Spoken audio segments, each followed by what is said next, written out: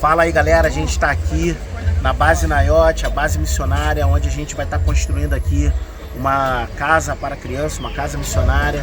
A gente vai estar construindo aqui uma escola missionária, onde a gente vai estar recebendo missionários de todos os lugares e formando missionário para as nações.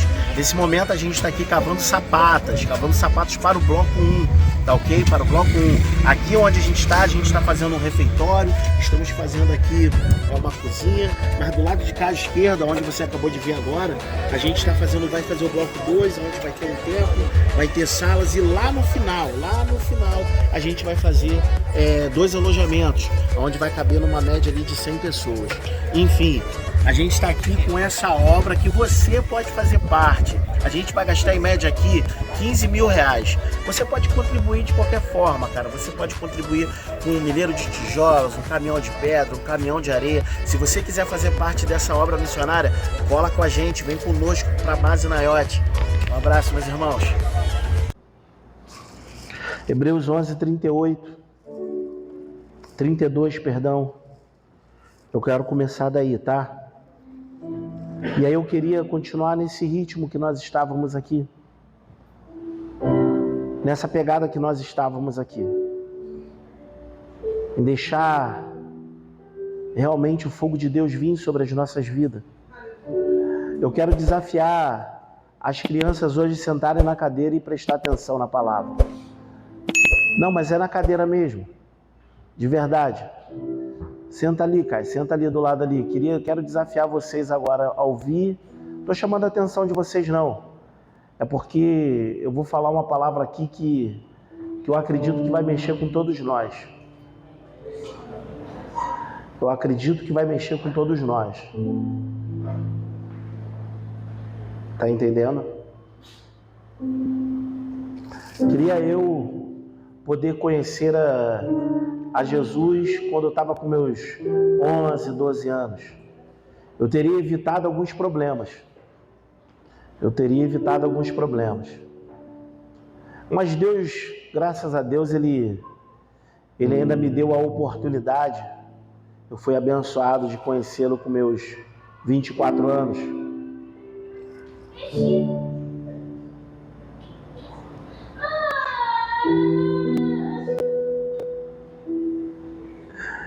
E Deus, Ele foi bom comigo. E são aí 21 anos adorando o Senhor. E isso é muito bom. Tenho passado um tempo agradável na presença de Deus. Tenho visto Deus em tudo.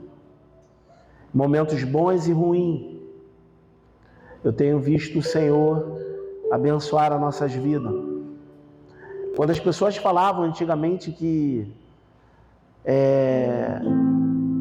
em momentos ruins seriam mais tranquilo adorar a Deus, seria mais difícil, porque estava passando por diversas dificuldades. É verdade, mas é verdade quando a gente ainda não passou pelos momentos bons, porque os momentos bons também causam muita dificuldade. Porque a gente pensa que está tudo tranquilo, então às vezes é momento que a gente se afasta, que a gente sai da presença.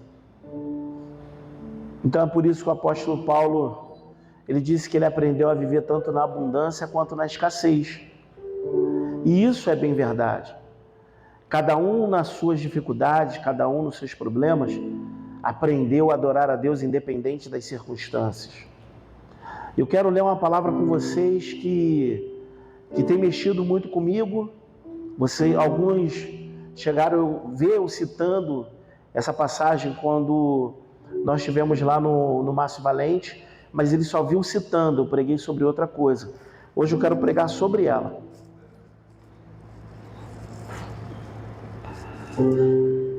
E que mais direi? Versículo 32.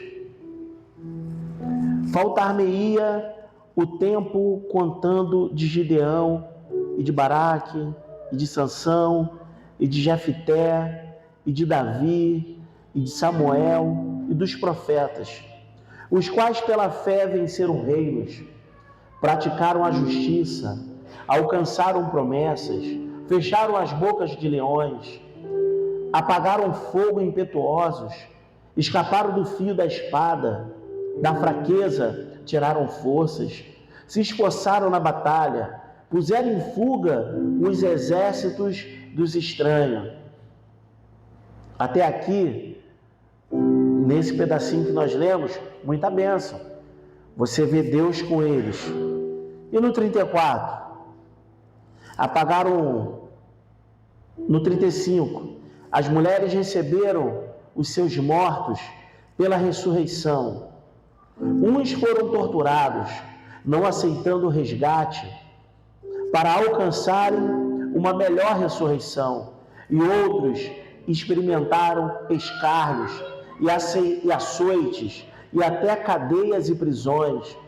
Foram apedrejados, cerrados ao meio, tentados, mortos ao fio da espada, andaram vestidos de pele de ovelhas e de cabras, desamparados, aflitos e maltratados. Não parece mais o evangelho que a gente conhece, dos quais o mundo não era digno, errantes pelos desertos e montes, pelas covas e cavernas da terra, e todos estes, tendo tido testemunho pela fé, não alcançaram a promessa. Mentira. Não alcançar a promessa é mole. Provendo Deus alguma coisa melhor ao nosso respeito, para que eles não fossem aperfeiçoados sem nós. Obviamente que a promessa que ele está falando aqui é a promessa da vinda de Jesus. Mas eles morreram sem alcançar a promessa. Diferente do evangelho que a gente ouve pelos dias de hoje, que quem tem promessa não morre. Morre, gente. De verdade morre. Morre porque existe um monte de pessoas hoje sendo perseguidos, só que a gente não consegue ter essa visão. Porque as pessoas estão sendo perseguidas, e eu estou falando de perseguição de verdade. A gente já vai entrar nesse mérito. As pessoas estão sendo perseguidas de verdade, estão sendo decapitadas, estão sendo mortas nesse momento, estão sendo presas, estão morando em container, em cavernas, simplesmente porque elas decidiram servir a Cristo. Em alguns países muçulmanos, e não são poucos, muçulmanos, quando aceitam Jesus, são mortos, ou então são expulsos da sua casa. Isso quando é tranquilo, eles são expulsos da sua casa, da sua família, e muitos têm que sair da sua região, porque senão serão mortos. Alguns veem, são cristãos, veem a sua esposa, as suas filhas sendo estupradas na frente deles, maridos, na frente dos maridos, porque se converteram. Porque a gente não conhece esse evangelho. Porque a gente não conhece essa pegada de evangelho. É simples. É porque na grande maioria das vezes nós estamos muito mais preocupados com a nossa própria vida. Somos egoístas. Estamos olhando para nós mesmos. Então a gente não consegue ver e entender o que está acontecendo no mundo inteiro. Estamos preocupados com a nossa conta bancária. Estamos preocupados com o que haver de comer, o que haver de beber, mas a própria Bíblia diz para a gente não andar ansioso com coisa alguma, não esteja preocupado com o que haver de comer, com o que haver de beber, porque se Deus ele sustenta os lírios do campo. Mas não, nós estamos preocupados. Então não nos dá tempo de conhecer esse evangelho. Não nos dá tempo de conhecer o evangelho de dar. A gente conhece mais o evangelho de receber. Poucos de nós conhecemos o evangelho de dar, o evangelho de entrega, o evangelho de dar a vida, o evangelho de morrer. Poucos de nós conhecemos esse evangelho, talvez acho que nenhum de nós, de verdade.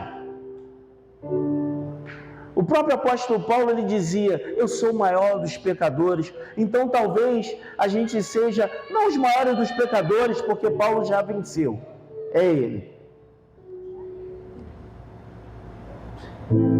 Mas talvez nós somos os maiores egoístas, orgulhosos, altivos.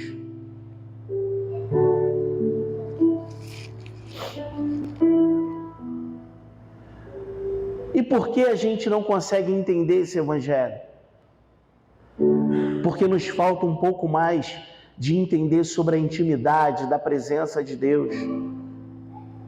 Se nós atentássemos um pouco mais para o que Deus quer, mais a gente ouviria o coração dele batendo a nosso respeito.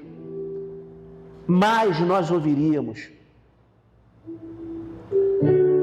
Eu lembro de quando a gente ainda pregava para minha filha aí, a Kate, e ela ainda não era convertida, ela ia para a igreja com a gente, e a gente viu ela se converter, a gente viu realmente ela aceitar Jesus, e com o passar do tempo, a gente viu ela começar a evangelizar, a pregar no colégio, a pregar nas ruas, a pregar nas praças. Quantos anos ela tinha? 12, 13 anos de idade. A fazer célula. Um dia ela fazendo célula com as crianças, uma menina ficou endemoniada. E estava lá minha filha com 12, 13 anos expulsando demônios.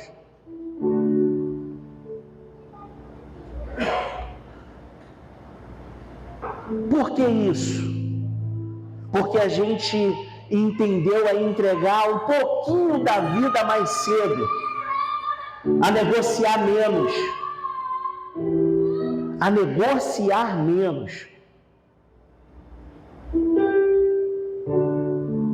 Então a gente começou a entregar a nossa vida no Evangelho, a não medir mais esforço com algumas coisas. Eu sei que não estamos sendo decapitados, nós não estamos sendo perseguidos, mas aquilo que está nos prendendo hoje acaba sendo a nossa pedra de tropeço. Estamos cansados, sobrecarregados, muitas coisas a fazer, é muito trabalho, conta a pagar, e isso acaba trazendo para a gente como se essa fosse a nossa perseguição. Por que não parar de medir esforços? Por que não medir esforço na casa que vai visitar, em uma família para poder visitar, em uma casa para poder orar? Na nossa agenda existe lá trabalho, conta, compra, e mais algumas coisas, dormir, mais algumas coisas. Mas não existe na nossa agenda visitar um lar, visitar uma casa, fazer um evangelismo de rua, fazer um evangelismo, sei lá, com moradores, abrigo, em qualquer outra coisa que Deus está falando contigo. Mas não, a nossa agenda ela é muito cheia, com muita coisa. O que menos importa são as coisas de Deus. O que seriam as coisas de Deus? A gente está aqui hoje? Não, estar aqui hoje é muito mais interesse nosso. Acredite. Porque se não fosse interesse nosso apenas, a gente estava vindo para cá com 20 pessoas sendo carregadas do nosso ombro, perturbando as pessoas para poder conhecerem a Jesus. Vocês já ouviram eu contar uma história que eu vou contar aqui agora? Me ouviram lá também no Márcio Valente. E alguns já me ouviram. O nome do cara é Charles Pisse.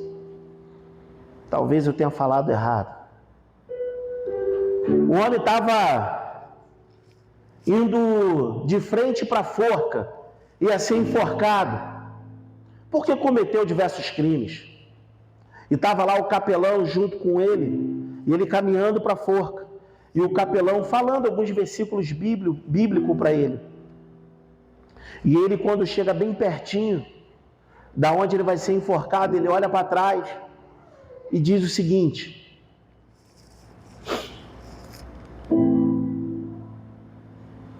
se eu acreditasse de verdade naquilo que você está anunciando para mim agora, porque alguns versículos falavam sobre a ida dele para o inferno, por não conhecer Jesus.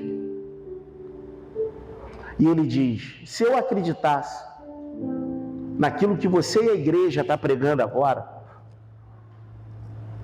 ainda que a Inglaterra tivesse tomada de cacos de vidro, eu sairia pregando por ela e, se possível, ainda iria de joelho. O homem ao caminho da forca entendeu o evangelho muito mais rápido do que provavelmente aquele capelão. Estamos medindo esforços ainda. Medimos esforços ainda com a criação das nossas crianças, dos nossos filhos. Como se... Eu lembro... perdoe citar algumas coisas aqui, mas não tem como não citar. Não estou falando nenhum mal da minha filha. Mas eu lembro de algumas meninas chamando ela para poder brincar quando ela tinha seus 14, 15 anos. Na verdade, ela estava brincando com algumas coisas e as meninas chegaram e falaram assim: você brinca... É mais ou menos isso, brincando de pique, essas coisas ainda. Claro, porque eu sou criança ainda. Outras estão brincando de engravidar, brincando de ter neném, brincando de outras coisas. Mas entenda, não é porque ela era criança ainda que ela não entendia o evangelho, porque eu sabia, e guarde isso no coração de vocês, porque eu sabia que ela sabia muito bem o que era a verdade, o que era o sim e o não, o que era o pecado. E se eu não ensinasse para ela, na idade que ela estava naquele momento, e se eu não fosse diversas vezes bem mais duro em relação ao pode ou não pode, talvez ela teria se perdido. Mas não, a gente foi duro o suficiente, ao ponto de milhões de vezes ela ficar com raiva. Mas isso pra gente não importou. É óbvio que em algum momento da vida ela teve um impacto com Deus. Não foi porque eu disse para ela não ou sim, mas Jesus encontrou ela em algum momento dessas idas para a igreja, dessa caminhada. Em algum momento nós encontramos Jesus. Em algum momento nós apresentamos Jesus para os nossos filhos como deveria ser apresentado. Porque eu lembro que eu pregava sobre o inferno, eu pregava sobre salvação, eu pregava sobre o sim e o não. Eu colocava vídeo da mulher que foi ao inferno e voltou. Qual era o nome dessa mulher? Quem lembra? Eu passei isso até em discipulado. Ionara, ela mesmo. A Ionara foi no inferno e voltou, e ela contando tudo, como que era o inferno. Eu não estou nem aí, filho. Eu estava preocupado com a alma deles.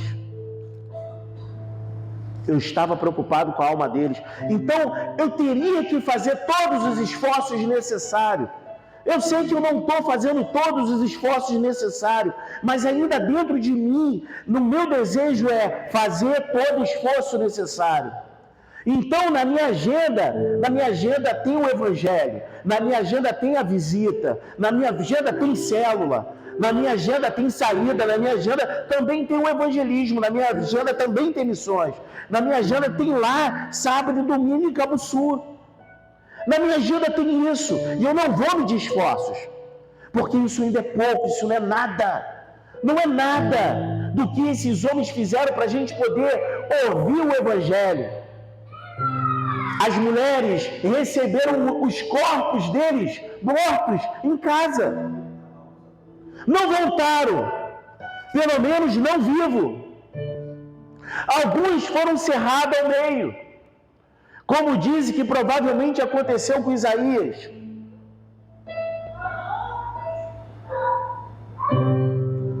Então o que eu fizer, cara, não vai chegar sequer perto do que eles fizeram. Mas eu não vou fazer nada. Será mesmo que eu vou passar o meu tempo inteiro no Evangelho sem eu fazer nada? Eu não vou anunciar isso para ninguém. Eu não vou pregar isso para ninguém. Como eu costumo dizer, e vocês já me ouviram falar algumas vezes, quando eu falo de chamado e eu falo de propósito. Qual é o meu chamado? Qual é o meu propósito? As pessoas passam 15, 20, 30 anos na igreja sem saber o seu chamado, sem saber o seu propósito. Por que elas passam tanto tempo para descobrir algo tão simples relacionado às Escrituras? Sabe por quê? Porque as pessoas não querem saber seu chamado e status. Elas querem saber a vocação dos seus status.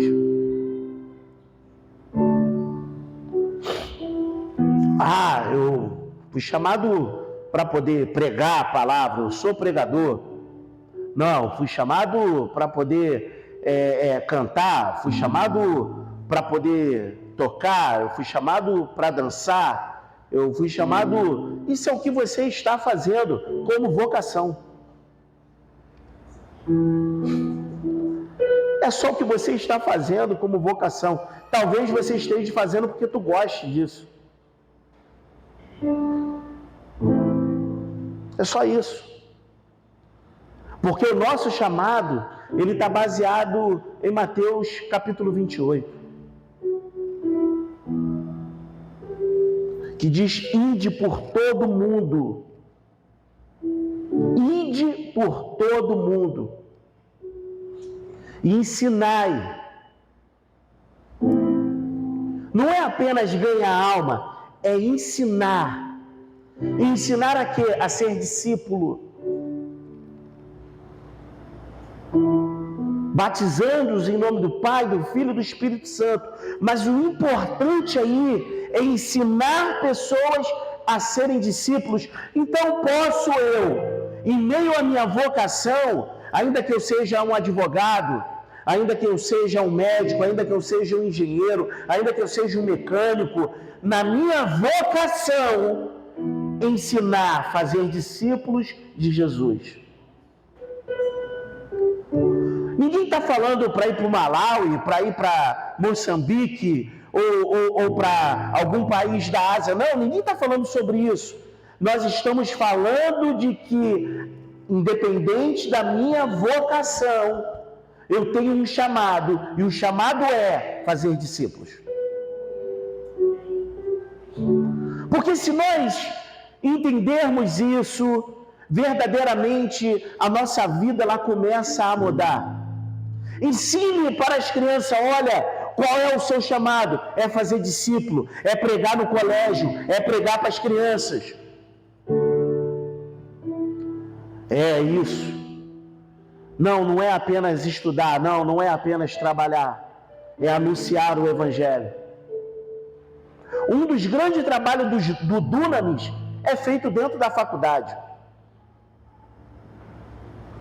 Porque eles entenderam que independente da sua vocação, o seu chamado é fazer discípulo. Independente do que eu esteja fazendo, o meu chamado é fazer discípulo. Qual é o meu propósito? É simples. Não existe um maior do que esse. Fazer o nome de Deus conhecido. Não existe outro.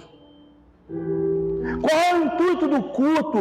Qual é o intuito do evangelismo? Qual é o intuito de uma reunião? Qual é o intuito de qualquer coisa? É fazer o nome dele conhecido. É fazer o nome de Deus conhecido. E a partir desse momento, então começa a mudar a nossa vida. Porque a gente não vai mais se importar com pequenas coisas. Eu tenho o costume de falar de não se importar mais com picuinhas relacionadas à igreja. Por que não? Porque existe algo mais importante a ser feito e está relacionado a fazer o nome de Deus conhecido, fazendo discípulos. Isso é o que importa. Isso é o que realmente importa. Então, por que nos pegamos fazendo de um monte de outra coisa, menos discípulo?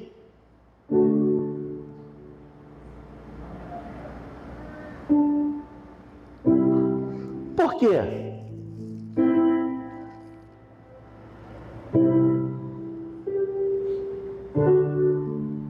Se entendêssemos o que é uma perseguição, seria muito mais fácil para nós fazermos discípulo. Sabe por que é tranquilo para nossas vidas? É porque a gente pode ir lá fora e dar um gritão assim, ó, glória a Deus, aleluia! E ninguém vem ao nosso encontro dar um tapa na nossa cara, apesar de ser o teu sonho, né, Everton? Era muito tempo tomar um tapa na cara no ônibus, lembra disso? Ainda é, ainda não? Você é doido, não só tomar um tapa no ônibus pregando. Meu Deus do céu, Jesus. E não vem ninguém bater na gente, não vem ninguém, olha, não pode, ninguém com a arma fala, olha, você não pode fazer isso não, senão tu vai morrer. Porque nós somos livres. Nós somos muito livres, muito livres. Só que existem lugares que não existem essa liberdade. Então, por que não pegar da nossa liberdade, que ainda nós estamos livres, para poder anunciar o Evangelho a cada canto desse país? Por que não? Por que não se gastar, como disse o apóstolo Paulo, na segunda carta aos Coríntios? Por que não se gastar e deixar ser gastado? O apóstolo Paulo fala isso. Se gastar e deixar ser gastado por amor ao Evangelho. E por que não? E por que não? Não porque a gente ainda tem medo de ser ofendido, não porque a gente ainda fica se resguardando, não porque ainda não podem tocar em nós, porque senão a gente sente alguma coisa, não porque as pessoas, o ser humano, é assim que a gente pensa. Só que esse ser humano, essas pessoas, elas foram criadas por Deus. E elas estão tão carentes quanto nós estávamos por Jesus. Então, por que não se gastar e deixar ser gastado? Por que não colocar a minha vida na obra? Ah, porque eu vou sofrer decepções? Claro que vai. Eles foram maltratados, injuriados, escarnecidos. Está aqui, eu acabei de ler agora, sofremos escárnio. Sim, sofreram tudo isso. Então, por que eu também não posso sofrer? Por que nós também não vamos sofrer? Porque nós não vamos ser ofendidos? Sim, nós vamos ser ofendidos. Sim, nós vamos ser traídos. Sim, nós vamos ser decepcionados. Sim, sim, sim. Mas acredite, Deus está te tratando, fazendo com que a sua estrutura possa suportar tudo isso. Não para você ser um super crente, mas para que você possa fazer discípulos. Para que você possa fazer o nome dele conhecido em todo canto desse mundo. Para que você possa cumprir o seu propósito e o seu real chamado. Não importando qual seja a sua vocação, não importando o que você está fazendo agora nesse momento. Porque independente do que você está fazendo, da onde você se encontra agora, com o que você está trabalhando, eu te garanto, você pode pregar a palavra. Você pode anunciar a palavra. Talvez você não possa caminhar com uma Bíblia, mas ela está aqui dentro de você, ó. Talvez você não pode ler uma Bíblia no teu serviço, isso, não leia mesmo, porque não pode, mas ela está aqui dentro de você, em diversas circunstâncias e situações, Você pode anunciar o Evangelho, você pode falar desse amor de Deus para as pessoas. É possível você viver isso. Mas por que nós não fazemos? Não fazemos simplesmente porque a gente tem muita coisa para fazer para nós mesmos. É por isso, gente. Por que a gente não se preocupa em eu não estou falando de evangelismo, de montar grupo, não, porque eu sempre preguei sobre isso e volto a falar. Não, porque a gente tem que fazer um grupo na igreja, o grupo de evangelismo, o grupo para poder sair. Não, não tem a ver com grupo de evangelismo, tem a ver contigo, tem a ver comigo. O grupo é você e Deus. E talvez, possa vir alguém somar contigo. Possa vir alguém somar contigo. E se vier, vai ser lindo. E se vier, vai ser maravilhoso. Mas o grupo é você e Deus. É isso. Não, vamos montar um grupo de oração poderoso e tal. Vamos fazer, não. A ideia é criar uma igreja que ore. Não montar um grupo de oração. É criar uma igreja que ore. Um povo que ore. E que se correr tudo bem, vai juntar um aqui, mais um ali, e um outro ali, e mais outro aqui, e de repente tem uma igreja orando.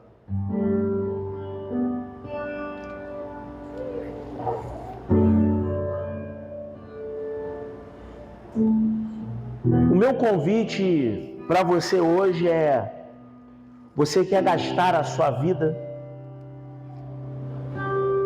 Você quer deixar a sua vida ser gasta por amor ao Evangelho?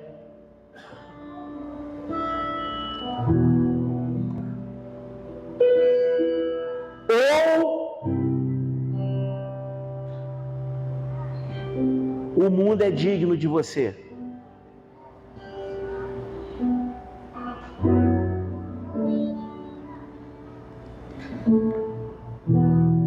Porque a Bíblia nos ensina que o mundo não era digno dele, porque diz lá em João que nós não somos deste mundo, mas você quer estar nesse mundo.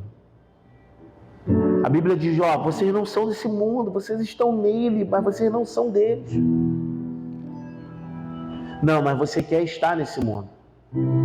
Você quer compactuar com isso, nós queremos compactuar com as coisas que estão erradas. Estamos preocupados com o que as pessoas vão falar da gente. A gente já não pode falar, tá no meio, eu não vou falar nem da rede social, eu vou falar no meio da família. Vou falar no meio da família. Olha, cuidado, você não pode falar de homossexualismo porque não é legal. Olha, você não pode porque eles eram cerrados ao meio. E daí? Estamos medindo as coisas que nós vamos fazer. Estamos medindo se a gente pode orar ou não, se pode falar aquilo ou não. Para que as pessoas não venham olhar para a gente de maneira diferente. Você quer se tornar, quer fazer com que o mundo seja digno de você. Não, o que vai acontecer é o que já acontece no mundo lá fora. Seremos perseguidos, nós não somos ainda, gente. Acredite, nós não somos. Em relação ao Evangelho, não. Mas nós seremos perseguidos, como todos os outros foram, e como todos os outros têm sido. Em alguns lugares, existem pessoas agora orando em pensamento. Sabe por quê? Porque elas não podem orar, elas não podem clamar, elas não podem dar glória a Deus, elas não podem falar aleluia, nem nada disso. Irã, Iraque, Sudão, Eles estão reunidos agora. E aí eles falam um para o outro: vamos cantar Porque Ele Vive? Vamos. Aí eles fecham os olhos e em pensamento começa: Porque Ele vive. A gente dá glória a Deus, aleluia, roda para um lado, roda para o outro, corre na igreja, até grava, posta no YouTube, fala no Instagram, fala em tudo quanto é rede social. Sim, é lógico que daqui a pouco a censura ela vai chegar com muita força, com certeza. Mas deixa eu te contar o segredo: você ainda pode. E o que você tem feito com a sua liberdade? Você ainda pode, meu irmão. Tu pode dizer para os quatro cantos desse mundo que Jesus é lindo, que Jesus quer salvar a vida, que Jesus quer mudar a vida, que Jesus quer transformar a vida. E o que nós temos feito com essa liberdade? E o que nós temos feito com essa liberdade?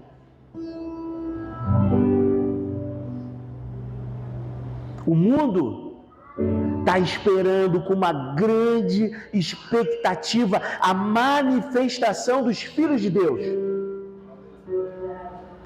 E nós, o que nós estamos fazendo?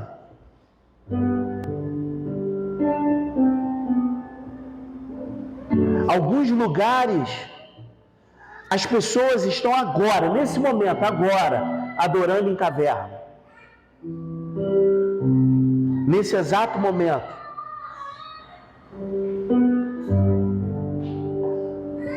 Quando nós estávamos lá no recreio fazendo um curso, e a gente estava escutando um judeu ministrando a palavra, um judeu messiânico, e ele fala que ele foi convidado para poder pregar na China. E quando ele chega lá, ele desce num buraco, ele desce numa caverna. Quando chega lá, tem centenas de pessoas na caverna, tudo amontoada. As pessoas estão se amontoando em caverna para poder ouvir a palavra de Deus. Olha só que coisa linda, olha como é que a gente pode adorar. Tem até ar-condicionado. Alguns estão reclamando até que está frio. Está muito frio, pastor. Tem lugar agora que a cobertura, o telhado é de palha.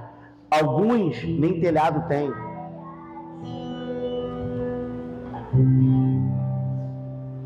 E estão amarradão adorando o Senhor. Nesse dia, o judeu falou assim: pergunta para eles o que eles querem que eu pregue. Aí eles falaram: pode ser de Gênesis e Apocalipse? Ele: de Gênesis e Apocalipse? E quanto tempo? Pode ser o dia todo?